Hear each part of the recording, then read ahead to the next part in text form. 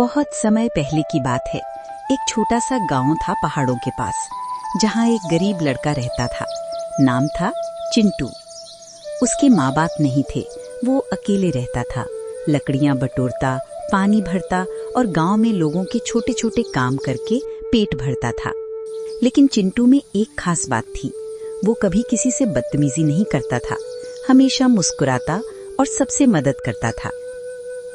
चिंटू रोज पास के हरे भरे जंगल में जाता। एक दिन वो एक घायल तोते को पेड़ के नीचे गिरा हुआ देखता है। वो उसे उठाकर अपने घर ले आता, उसकी देखभाल करता है। तोता धीरे धीरे ठीक हो जाता है और एक दिन बोला, तुम बहुत अच्छे हो चिंटू, एक दिन ये जंगल तुम्हारा साथ जरूर देगा। चिंटू मुस्कुराता है लेकिन कुछ नहीं कहता। जंगल में धीरे धीरे चिंटू की पहचान बन जाती है। वो जानवरों से प्यार करता है, हाथी को केले खिलाता है, खरगोशों के लिए पानी लाता है, घायल हिरण की मरहम पट्टी करता है। जानवर भी उसे पहचानने लगे थे। वो जंगल में इंसान नहीं, दोस्त बनकर आता था। एक दिन गांव में तेज बारिश और तूफान आया। घर बह गए, खेत डूब गए। गांव वाले चिंटू को भी भगा देते हैं, कहते हैं तू किस काम का। चिंटू दुखी होकर जंगल की ओर भाग जाता है, भीगा हुआ, थका हुआ। लेकिन जंगल के जानवर उसे देखकर दौड़कर आ जाते हैं। भालू बोलता है, मेरे पास एक खाली गुफा है, तुम उसमें रहो।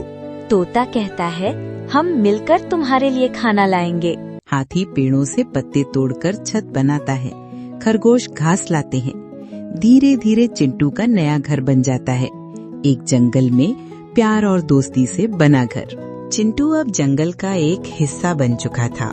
वो जानवरों को पढ़ना लिखना सिखाता, नदी साफ करता और पेड़ लगाता।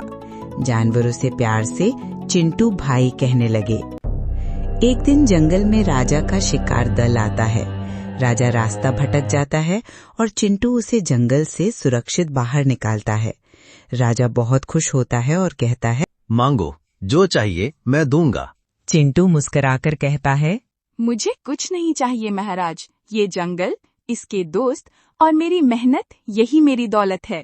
राजा भावुक हो जाता है और गांव वापस जाकर चिंटू की कहानी सबको सुनाता है। गांव वाले शर्मिंदा होते हैं और जंगल आकर चिंटू से माफी मांगते हैं। राजा जंगल के पास एक स्कूल बनवाता है, जहां चिंटू शिक्षक बनता है। जानवर और इंसान दोनों वहां पढ़ते हैं।